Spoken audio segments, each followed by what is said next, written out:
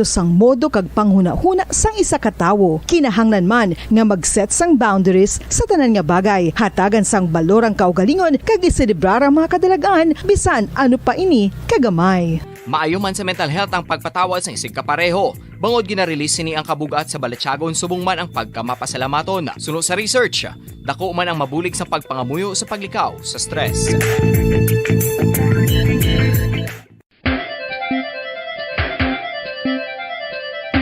Ang talaba. Sino bala ang hindi maganahan magkaon sang talaba? Magluwas sa manamit sini nga sabor, ang talaba ang nagaunod man sa calories, protein, fat, vitamin D, thiamine, niacin, vitamin B12, iron, magnesium, phosphorus, zinc, copper, manganese kag selenium. Isa ini sa mga source ang high quality protein nga nagaunod sang siyam ka importante nga mga amino acids nga kinahanglan sang lawas sang tawo. Nagaunod man ini sa antioxidants nga maayo para sa atay. Apang ang pagkaon sang talaba ang mayara man sa mga risgo. Bangod nagaunod ini sa mataas nga amount sang zinc nga delikado sa kalawasan kon masobrahan. Ang pagkaon sini nga hilaw ang makatuga man sang bacterial infection kag makatuga sang diarrhea, pagsuka, hilanat kag iban pa nga seryoso nga kondisyon. Gani sa pagkaon sang talaba, kinahanglan hagan-hagan lang. Ang husto nga paggamit sang earphones o kon headphones. Kalabanan sa karon, ilabi na sa mapamatanon ang masaming nga nagagamit sang earphones o kon headphones sa tion sang nagausar sang gadgets. Apang, ano bala kalawig ang aton paggamit sang earphones kag headphones? Nakahibalo bala kamo mga kabombo nga ang tuman kalawig nga paggamit sini ang makatugas ang ear noise o kon acoustic trauma? May pila naman ka tips nga makabulig agud mahalungan naton ang aton dulunggan kag pamatinan. Dapat nga ipabilin nga yara lang sa 60% ang volume sang aton nga mga earphones o kon headphones. Likawan nga masobra sa 4 tubtob 5 ka oras ang tayuyon nga paggamit sang earphones o kon headphones. Magtala na sang 15 minutos nga break matapos ang 1 ka oras sagod nga makapahuway ang aton palamatinan. Masami nga tinluan ang earphones o kon headphones kag mas maayo nga gamiton ang duha ka earpiece sang aton nga mga earphones.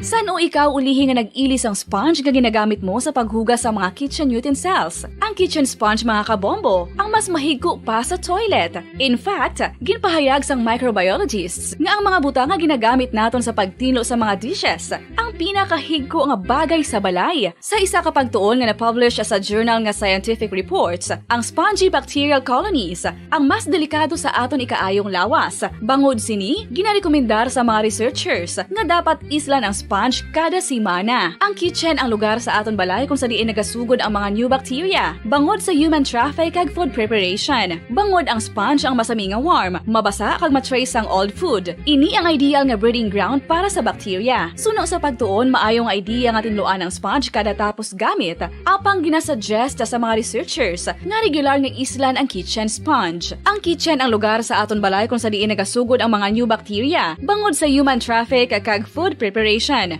Bangod ang sponge ang masami nga warm, mabasa, kag may trace ang old food. Ini ang ideal nga breeding ground sa para sa bacteria. Suno sa pagtuon, maayo nga ideya nga tinluan ang sponge kada tapos gamit, apang ginasuggest sa mga researchers nga regular nga islan ang kitchen sponge.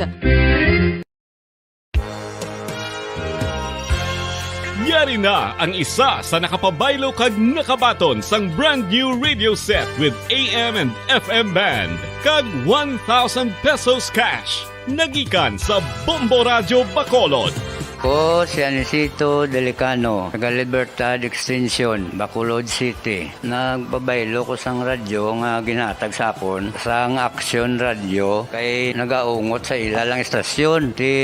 Hindi ko kapamati sang iyasang bumbo, mga lapit naman sa katuig ni nga ginatag nila sa akon. Amo na mo lang ni ang imo nga mamatian ang Action Radio lang. Amo ini nga radyo ang ginapangatag nila. Gindala ko di sa bumbo kay pabayluan ko sang iyasang bumbo nga radyo nga wala sa ungot sa isa lang ka estasyon. Kag manami kay bag-o, kag wala guba, may suga pa. Kag ang 1,000 nga ginatag sang bumbo. Mapasalamat gid ko kay may nagbakal na kusudan. Sing una ga vendors ko ti kay ginkakasama kami sa Libertad, di way nakukuan sa balay na lang ang akon bata ang mga nagasuporta sa akon. Ay bakal ko bulong may may apo ko kag taas akon sugar. Nga pasalamat gid ko sa Bumbo Radio sang ginatag nila nga 1,000 kag ang radyo. Salamat gid. Basta Radio Bumbo number 1.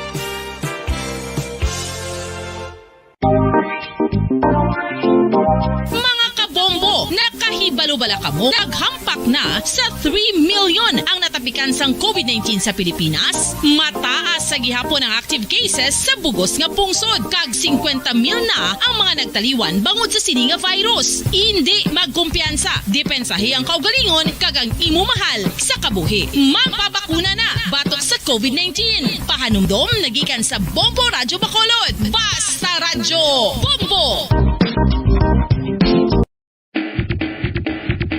Mga kabombo, madamo gid ang pagkaon apang ano bala ang dapat himuon kung may matabo sang suspected foodborne illnesses. Kung may matabo nga suspected foodborne illnesses, dapat i-preserve ang mga ebidensya. Kung may bahin sang suspected food nga nabilin, taguon ini. Putson sang maayo kag ibutang sa freezer. Magpabulong sa gilayon. Kung ang sintomas nagapadayon o kung nagalala, gilayon nga magkadto sa doktor agod magpakonsulta. Hindi man magkalipat nga i-report ang insidente sa local health department. Mga pamaagi para mangin matinlo kag safe ang aton mga pagkaon. Ipabilin nga matinlo ang palibot. Isiparar ang hilaw sa naluto ng mga pagkaon. Lutuon sang maayo ang mga pagkaon nga dapat lutuon. Taguon ang mga pagkaon sa safe nga temperature. Depende sa kinahanglan sang klase sang pagkaon. Maggamit sang safe nga tubig kag raw materials.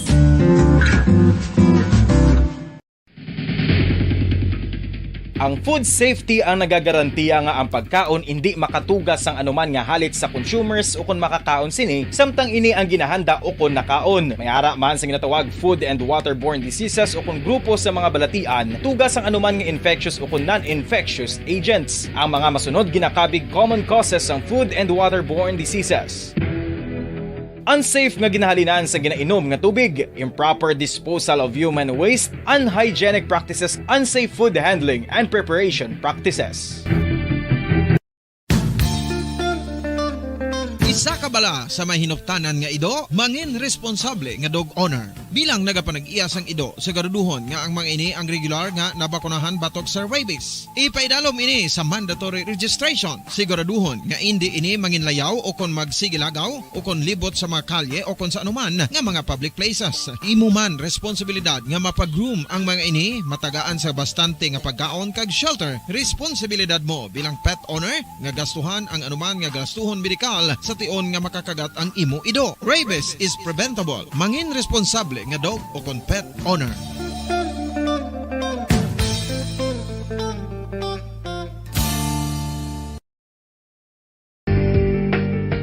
Kinahanglan mo bala nga mag-recharge? Hindi mo na kinahanglan nga magsalig pa sa caffeine. Bangod ang pag-power nap ang makapaboost sang memorya, cognitive skills, creativity, kag energy level. Ang power nap o kon cat nap ang pagtulog sang malipot nga oras kag may tinutuyo nga i-revitalize ang isa ka persona. Masami ini nga nagadugay sang 15 to 20 ka minutos ginahimo kon udto o kon hapon. Santo sa pagtuon, mas mangin alerto ang isa ka persona kung maka-power nap ini. Nagapabuhin man ini sang stress kag nagapa-improve sang cognitive functioning. Isa ini kapamaagi agud nga ma-refresh ang utok sang tawo kung ginakapoy. Bagluwas diri, nagapanubo man ini sa risgo sang heart disease. Oral disease, nagapadayon nga seryoso nga public health problem sa Pilipinas. Ang prevalence sang dental caries sa mga permanent teeth ang nagapabilin nga mataas sa 90% throughout the years. About 92.4% sa mga Filipinos ang may tooth decay, kag 78% ang may gum disease o kon periodontal diseases, santo sa report nagikan sa DOH. Bisan pa nga ini ang preventable o kung matapna, ini nga balatian ang nag-apekto sa halos kada Filipino at one point or another sa iya nga pagpangabuhi. Ang pag-practice sang good oral kag dental hygiene kaangay lang sa paghalong kag pagtatap mo sa imo kaugalingon. Nagatap na ini sang bad breath, tooth decay, gum disease, resulta ang healthy nga baba. Ang healthy nga baba ukon mouth maayo nga indicator nga maayo man ang imo lawas. Gani halungan gid ang aton nga dental health.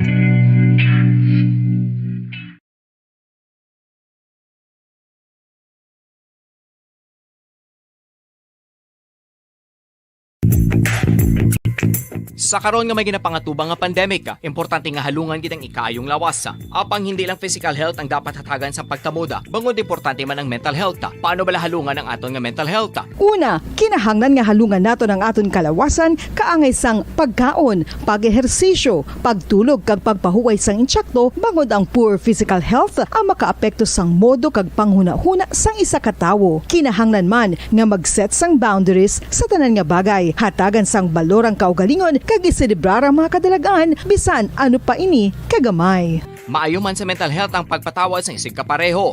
Bangod ginarelease sini ang kabugat sa Balachagon subong man ang pagkamapasalamaton. Suno sa research, dako man ang mabulig sa pagpangamuyo sa paglikaw sa stress. Tips agud malikawan ng insomnia. Ang pagtulog sang maayo ang makaapekto sa mental kag physical health sang isa ka tawo. Apang kung kaisa hindi maligar nga nagaka-eksperyensya sa ginatawag nga insomnia, gani ari ang matip sa gud malikawan ini kag mas makatulog sang maayo mga kabombo. Kinahanglan nga pareho ang oras ang imo pagtulog kag pagbangon kada adlaw agud maset ang imo nga body clock. Kun adlaw, mas maayo nga buksan ang mga kortina agud makasulod ang kasanagon, paglakat-lakat kun aga kag pag-ehersisyo. Kun gabi, likawan ang mga masanag nga screen kaangay sa mga gadgets kag TV. Limitahan man ang pagkaon kag mga ilimnon nga may caffeine kag nicotine bagod makatuga ini sang problema sa pagtulog. Likawan man ang pagkaon sang madamo, pag-inom sa alcoholic drinks, pag-inom sang madamo nga tubig kag ang pag-overthink antes magtulog.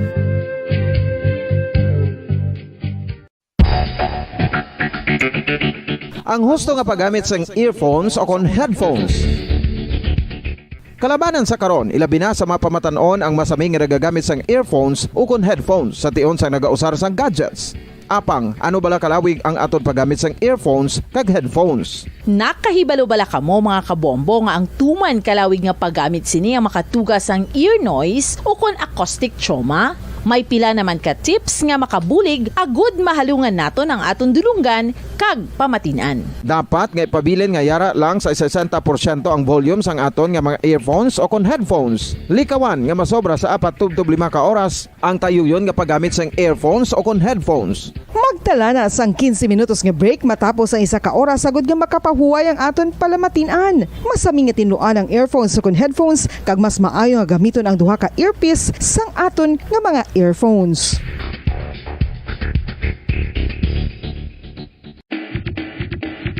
Mga kabombo, madamo gid ang pagkaon apang ano bala? Ang dapat himuon kung may matabo sang suspected foodborne illnesses. Kung may matabo nga suspected foodborne illnesses, dapat i-preserve ang mga ebidensya. Kung may bahin sang suspected food nga nabilin, taguon ini. Putson sang maayo kag 5 dekada nang nagtataguyod ng katotohanan. 5 dekada nang nagtatanggol sa mga mamamayan. Patuloy na nagsasaliksik at mabilis maghatid ng mga balitang siksik at malaman. Patuloy na nangunguna sa mga issue, drama, promo at serbisyo publiko. Ito ang Bombo Radyo Bacolod, ang pambansang radyo ng Pilipinas. Fast Paradyo Bombo! Oras sa Bombo Radyo Bacolod Philippine Standard Time, 5 minutos na nakaligad sa tak ng alas 5 sang hapon. Bombo Radyo Bacolod. #1 Fast Paradyo Bombo! Mayong hapon syudad sang Bacolod, sa probinsya sang Negros Occidental, sa bugos nga Pilipinas, sa bugos nga kalibutan. Yari na nga mo niya pagdulong sa inyo sa mga panibago, mainit na nagabaga nga mga balita, diri sa Bombo News and Views Afternoon Edition. Subong nga adlaw, Miyerkules, petsa 30, sa bulan sang Marso siningat tuig 2022, 40 ka adlaw na lang nabilin, magadangat na kita sa election period. Samtang kadto naman kita sa aton nga headlines. 3rd Infantry Division nagahulat sang guidelines sa mga papel sang militar sa task force nga magatutok sa vote buying. Philippine Army liwat nagpanawagan nga hindi magsuporta sa mga miyembro sang New People's Army. Anibersaryo sang New People's Army o NPA TO nagodumdumo ng mga gintorture sa mga rebelde suno sa militar. Mga kapulisan sa Bacolod handa na para sa mga aktibidad kadungan sang Semana Santa. 3 ka barangay sa Negros Occidental nagdugang sa mga gindeklarar nga drug cleared. Mga personnel sa PDEA sa Western Visayas ginpaidalam sa surprise drug test. Kagamuyad to mga kabombo ang ato niya mga headlines kag karon saylo nakita sa mga detalye na sang ato nagapanguna nga mga balita upod sa inyo mga tagbalita. Bombo Glorifitel Shario. Kag Bombo Zaldi Foro II. Kakaroon saylo nakita sa detalye na sang ato nagapanguna nga balita lokal. Ginasuportahan sang Philippine Army ang mga kabahin sila sang Task Force kontra Bigay sang Commission on Election o COMELEC agud nga matutukan ng vote buying samtang naghilapit ang May 9, 2022 elections. Sa interview sa Bombo Radio Bacolod kay Army Captain Kim Apitong, tagpamabas ang 3rd Infantry Division sang Philippine Army, wala pa sang natumod ang 3rd Infantry Division nga guidelines sa pagalakip sa ila sang COMELEC nga mangin kabahin sang nasambit nga task force. Suno kay Apitong suportado sang Philippine Army ang nasambit nga tikang bangod maayo ini para sa electoral. Ginpahayag man sini nga madamo naman sa mga units sang Philippine Army sa Western Visayas nga mahimo nga mangin kabahin sang task force. Nagpanawagan man ang tagpamabas sang 3rd Infantry Division sang Philippine Army nga sa mga kandidato nga hindi maghatag sang bisan ano sa mga katapos sa New People's Army. Bangod ini ang nagapakita nga pagsuporta sa mga rebelde. Suno kay Apitong sino man ang mapamatud-an nga nagahimo sini ang magapangatubang sang kaso nga paglapas sa Anti-Terrorism Act of 2020 o kon penalidad nga reclusion perpetua kag pagbayad sang 10 million pesos nga multa. Samtang aminado man si Apitong nga pagpanghangkat man sa mga otoridad ang pagdakop sa mga nagapamakal sang boto. Bangod wala man sang nagapanugid kag nagaako nga nagbaligya o kon nagabakal man sang ila nga boto. Apang positibo naman ini nga mahimo man nga mapadasig ang pagtipon sa impormasyon nga may kaangtanan sa vote buying activities. Bangod mahimo na ini nga makita sa social media. Nagpasalig man ang tagpamabas ang 303rd Brigade nga pisar mangin masako sila sa election related operations. Hindi man sang Philippine Army paghahalugan ang ilang gwardya kag pagpatigayon sa mga operasyon batok sa rebelde nga NPA.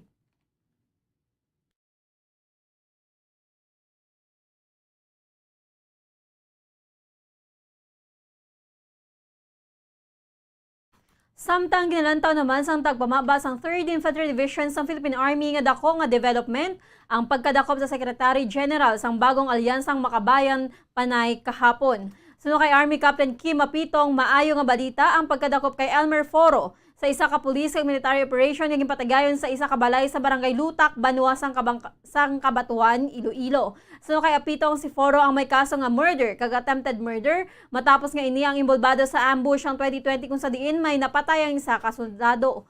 Naaresto ang suspetsado matapos ang ginserbehan sang warrant of arrest nga gin-issue ni Germaline Faunilio Tarol sa Regional Trial Court o kon RTC Branch 76 sa Haniway, Iloilo sang March 5, 2021. So diri si Foro ang yara sang natabo ang ambush sa Lambuna, Iloilo kung sa diin nakilala kag nakita mismo sang tropa sang gobyerno. Ini ang nagpapakita lamang nga ang nasambit nga persona ang nagasuporta sa CPP-NPA. Mayara man sang gipatigayon nga pagkondenar sa CPP-NPA ang mga linibo ka mga civilian o kon civilian peace advocates, local government units, concerned government agencies, mga soldado ka mga stakeholders pagi sa simultaneous region-wide condemnation against terrorism kag candlelighting prayer for peace sa pila ka bahin sang Western Visayas kag Central Visayas. Kahapon nga may tema nga CPP-NPA-NDF, 53 taong panloloko, 53 taong perwisyo. Gipahayag man sini nga si Presidente Rodrigo Duterte ang nakahibaluman nga ang mga rebeldeng NPA ang nagagamit sa mga legal front. Kaya nga isang party list kag nagapati man ini, sang alkalde pa lang siya o o kung alkalde pa lang si Presidente Duterte sa Davao City, nahibaluan na sini ang kaangot diri. Nagpanugyan man ini sa mga kasoldaduhan sa Region 6 nga padayunan lamang ang pagtuman sa ilang nga mandato nga proteksyonan ng mga pumuluyo sa Pilipinas batok sa mga terorista.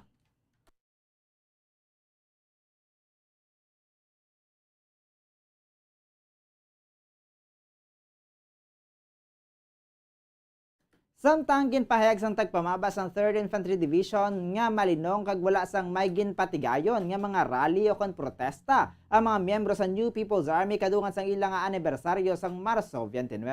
Sa interview sa Bombo Radio Bacolod kay Army Captain Kim Apitong, humalin sang 2020 wala na maayo nagakakitaan ang nagaselebrar nga ang mga ini sang ilang nga anibersaryo. Suno kay Apitong masami nga ginakomemorar sang makawala nga grupo ang ilang anibersaryo paagi sa pagpang-atake kag pagpamatay apang sa karon amat-amat na sila nga nagadutay bangod man sa wala untat nga mga operasyon sa mga militar, wala naman sa mga may nagahatag sa mga supplies kag equipment. Sunod diri ang Marso 29 ang hindi selebrasyon kundi pagdumdum sa tanan niya ginpangpatay kag gintorture sa makawala nga grupo, kasubong man sa mga equipments na ginpangsunog sa mga ini kag pagpangilkil sa mga residente. Sunod sa tagpamaba kada tuig nagadutay kag nagakadulaan na sang balor ang mga rebelde sa Western Visayas. Kahapon may ginpatigayon man nga region-wide condemnation kag candlelighting for peace. Ang 3rd ID kay gini ang gintambungan sang masobra 6,000 kay mga individual na gikan sa Region 6 kag Region 7. Sila ang nagapatigayon sang condemnation walk kag may bitbit nga mga placard nga nakasulat hindi luyag sa mga pumuluyo ang presensya sang makawala nga grupo. Samtang preparado na ang Bacolod City Police Office sa palaabuton nga mga aktibidad sa bulan sang Abril. Sa interview sang Bombo Radio kay BCPO Director Police Colonel Thomas Joseph Martir, kada summer mayara sila sang ginapatigayon nga ligtas simba o kon summer vacation kag sakop sini ang Flores de Mayo kag Semana Santa. Sunod diri ang ini nga security plan ang nagikan sa National Headquarters kag activated na kadungan sang pagsugod sang summer. Suno kay Martir, nalakip naman sa ilang nga security plan ang tanan nga aktibidad may kaangtanan sa summer. Handa naman kag preparado ang mga police stations sa Bacolod sa palaabuton nga Abril. Aminado ini nga hindi man makover sa mga police personnel ang tanan apang nagapaninguha ang kapulisan agud masiguro ang kalinong kagkatawhay sa ilang mga areas of responsibilities. Napabilin sang 214 ka mga barangay sa Negros Occidental ang drug-cleared status kadungan sang deliberasyon nga Regional Oversight Committee sang Western Visayas kahapon. Sa interview sa Bombo Radio Bacolod kay PDEA Region 6 Director Alex Tablate, 7 ang nadugang sa listahan sang drug-cleared barangays nga ginalakipan sa Barangay Santo Niño sa Banwasang Ibi Magalona, Barangay 1A sa Banwasang Manapla, kay Barangay 3 sa Victoria City. Suno kay Tablate, madamo naman sa mga na-drug cleared nga mga kabarangayan sa Western Visayas kung sa diin ikaano mga probinsya sa Negros Occidental nga mayara sang 53.41% drug cleared barangay, samtang ang syudad sa Bacolod ang nagapangwalo matapos nga 21.31% sa mga barangay ang na-drug cleared na. Samtang gintutukan man sang PDEA 6 sa mga na-drug cleared na nga mga barangay magluwas sa mga barangay infected areas. Ginpahayag man ni Tablate nga sa ilang monitoring kay deliberasyon, madamo sa mga barangay nga nagapabilin nga drug cleared. Ginpahayag man sini nga apisar nga madamo sa mga bag-o nga drug personalities. Ginalantaw sini nga dutay na lang ang effort, madamo na sa mga local government units nga mangina 100% na nga drug cleared nga mga kabarangayan. Samtang galipay isang Regional Director ng Philippine Drug Enforcement Agency, Region 6 nga lunsay nga nagdekatibo ang 143 personnel matapos ang ginpaidalon na surprise drug test. Sa interview sa Bombo Radio kay Alex Tablate, nagpatigayan ang PDEA 6 sa mandatory surprise inspection sa mga personnel kung sa diin 146 personnel kag 143 lamang ang nagpaidalom sa drug test, bago ang isa ang nagpaidalom sa home rehabilitation matapos hindi nga materuhan sang tinalikdan nga tuig. Ang isa naman ang nagpaidalom sa mapaidalom sa medical surgery, samtang ang isa naman ang 8 months pregnant kung sa diin ginabisuan sang doktor sini nga hindi pa makabayahe. So diri ang mga personnel ang ginpatawag sini nga may conference apang sang nag-abot ang mga ini sa venue, ginpaidalom ang mga ini sa surprise drug test. Ginpahayagban sini nga sa 143 personnel nga nagnegatibo, 141 diri ang gintest sa Iloilo. Duha ang gintest sa Davao kasunod sang official travel, kag isa naman ang gintest sa headquarters sang PDEA bangod nag-training ini matapos nga gin-hire nga bag-o nga abogado sang ahensya. Nagpanugyan si Tablate sa mga personal nga ipabilin nga nagasunod sa ilang nga mga mando agod nga matap na ang problema sa illegal nga droga sa rehiyon, kasubong man sa bugos nga Pilipinas. Of course, considering na surprise ito, may activity kami. Kumbaga pinareport ko sila, may mga lecture kasi kami, series of lectures na kailangan din namin. So yun yung naging ko doon, mag-report sila para mag-attend nitong mga series of lectures, but hindi nila alam na at the same time may drug test kami. So far naman, out of 146 personnel ng buong PDEA, meron tayong 141 personnel na nag-drug test dito mismo sa region. Ang kabayan sa payag ni PDEA Region 6 Director Alex Tablate.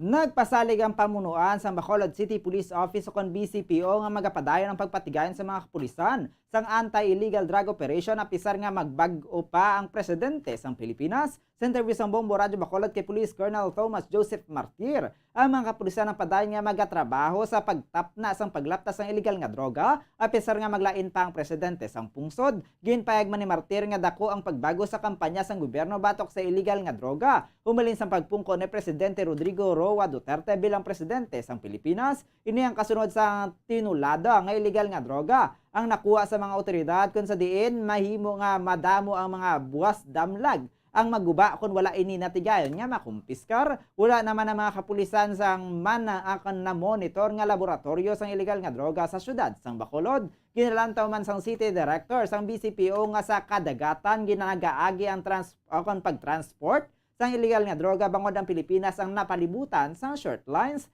ginpayag man akong shorelines. Ginpahayag man sini nga nagjutay naman ang mga naga-engage sa illegal nga droga sa syudad sang Bacolod apang mapadayon ang BCPO sa pagpatigan sang anti-illegal drugs operation bisan nga maglain ang presidente sang Pilipinas.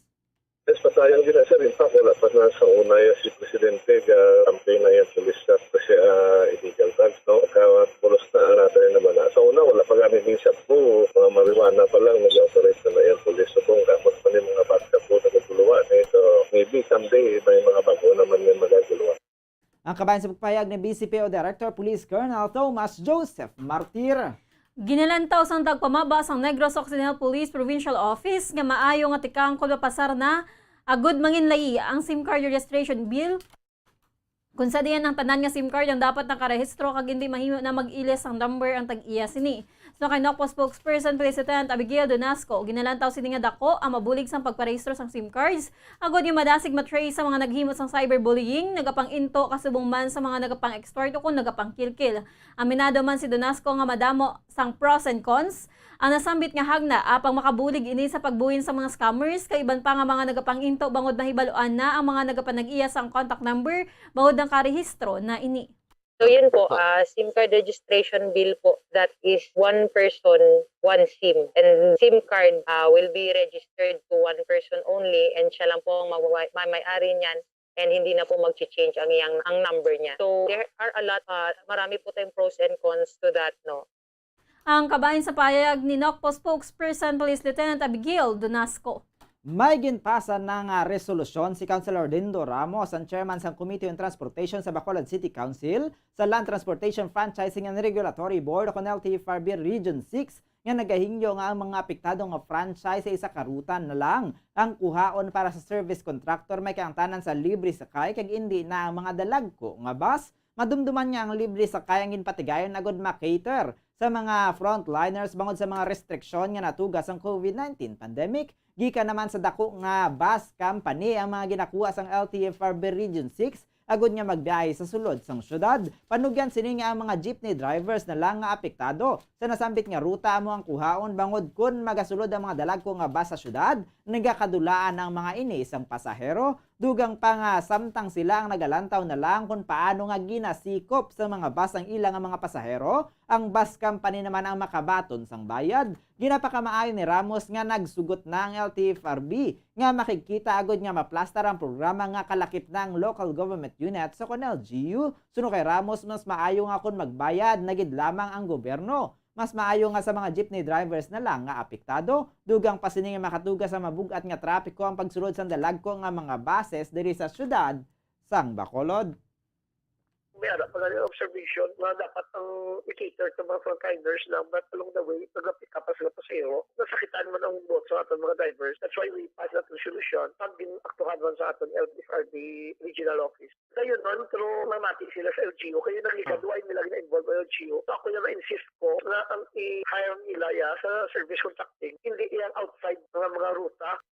Ang kabayan sa pagpahayag ni Bacolod City Councilor Dindo Ramos, ang chairman sang Committee on Transportation sa Sangguniang Panlungsod. Nagapadayon man ang hugot nga pagbantay sang Department of Agriculture Region 6 sa mga seaports kag airports sa rehiyon sa isagod nga wala sa makasulod nga karne sang manok kag baboy nga infected sang African swine fever kag bird flu. Sa interview sang Bombo Radyo Bacolod kay Dr. Jonic Natividad sang Department of Agriculture Regulatory Division sa Western Visayas, madamo na sila sa nakumpiskar nga mga pork kag poultry products sa ports kag seaports sa rehiyon. So kay Natividad, mas ginhugot pa ang pagbantay sa task force kaupod sa mga local government units sa ASF kag bird flu. Sa 2022, ang DA Region 6 ang mayara na sa nakumpiskar nga 1.2 tons sa mga pork kag poultry products kag na properly disposed. So nakadatividad, nagdamo na ang ilang aging kompeskar bangod madamo naman sa karon ang nagabiyahe kasunod man sang pagdamo sang online sellers. Mayara man sila sa nakompeskar sa mga nagabiyahe nga mayara sang hand-carry nga pork kag chicken products. Nagapadayon man ang kompanya sang DA6 batok sa ASF kag bird flu nga ginaugyunan man sa mga partner agencies sini. Nagapabili naman nga wala sang kaso ASF kag bird flu sa rehiyon sa East. Ginahalungan man sa Department of Agriculture ang industriya sang baboy kag manok sa rehiyon, mangod gumasudlan sang ASF kag bird flu, dako nga madula sa mga breeders kasubong man sa mga traders. Kag sa ato na katapusan nga balita, ginpadulungan mismo sang Bombo News Team ang lubak-lubak nga dalan nga ginareklamo sang pila ka mga residente nga ginkalkal. Kaya gintampukan lamang sang duta nga dalan dito sa Old Airport sa bayan sang Barangay Singkang, Bacolod City. Makita nga sa tunga sang dalan ang ginkalkal kag mabudlay sa mga motorista ang paglabay diri bangod nagatapok ang yabok bangod sa tuman kainit nga panahon. Ang proyekto ang para sa asphalt overlane works ay dalom sang ITC contractor kag may working period nga February 8 to April 9, 2022. Ang nasambit ang nga proyekto ang mayara sang budget nga 11 million pesos. Oras sa Bombo Radyo Bacolod, Philippine Standard Time, 23 minutos na nakaligid sa tak ng alas 5 sang hapon. Kagamuyad to mga kabombo ang amon yung mga pagdulong sa inyo sa mga panibago, mainit kayo nagabaga mga balita. Diri sa Bombo News and Views Afternoon Edition. Subong adlaw, Miyerkules, petsa 30 sa bulan na sang Marso sininga tuig 2022. 40 kaadlaw na lang nabilin magadangat na kita sa May 9 election. Antes kita magtakop aton danay panumbalikan ng aton nga mga headlines. 3rd Infantry Division nagahulat sang guidelines sa mga papel sang militar sa task force nga magatutok sa vote buying. Philippine Army liwat nagpanawagan nga hindi magsuporta sa mga miyembro sang New People's Army. Anibersaryo sa New People's Army, tiyo nagod dumdumo ng mga gintorture sa mga rebelde suno sa militar. Mga kapulisan sa Bacolod handa na para sa mga aktibidad kadungan sang Semana Santa. 3 ka barangay sa Negros Occidental nagdugang sa mga gindeklarar nga drug cleared. Mga personnel sang PIDEA sa Western Visayas ginpaidalam sa surprise drug test. Kagamuyad to ang aton nga mga headlines sa karon standby naman kita sa aton masunod nga programa ang Bombo Reports Afternoon Edition. Makaupo naman naton si Bombo Dennis Rubica. Kag sa katapusan kami inyong mga nangintag balita. Bombo Glory Fatal Shario. Kag Bombo Zaldi Foro II para sa pamansang radyo ng Pilipinas. Consistent overall number 1 sa Bacolod. Basta Radio Bombo! Kakaroon sa ato naman nga Bombo News Analysis ginpadala sa aton maukod nga tagpalamati pagabasahon ni Bombo Daniel Lecciones may tigulo ginsakyan ang eksena. 4th dose sang bakuna ang ginaduso. Agud lubos na ginmangkon kapag-on nga aton ginaampo. Kapag-on sang lawas agud may ibato sa kaaway nga coronavirus, madamo na ang nagbakho. Hindi pa gid balaihan ang aton lawas mapag-on. 3 na ka dose ang aton nabaton. Basi balakon sa dosage kita ang masubrahan. Kag basi imbis makapaayo, ina pa ang makaguba sa aton kalawasan. Kung matuod nga ang gobyerno ginakulbaan, kag ang aton ikayong lawas ang ginapangapinan, batok sa virus nga makatalagam, nga ang pagtipon sa mga tawo sa political rally, wala man ginpunggan. Kung kisa ikaw ang makapangduha-duha, kung bala makahalalit gid man bala ang virus nga corona, kay kung kaysa ikaw ang magasuspitsa, nga basi ginasakyan lang sa mga politiko ang ini nga eksina. Ang ini nga pangunahuna pananawan naging padala ni Arnold Diamante sa Barangay Dumanan, Bacolod City. Sa mga tagpalamati isang Bombo Radyo Bacolod, pwede man kamo magpadala sang inyo panghuna-huna kag pananawan sa Bombo News and Views Afternoon Edition. Care of DYWB Bombo Radyo Bacolod, CBS Development Corporation Building, Lacson Street, Mandalagan, Bacolod City. O kung pinaagi man sa email address ang Bombo Radyo Bacolod, bombo_bacolod@bomboradyo.info. Bombo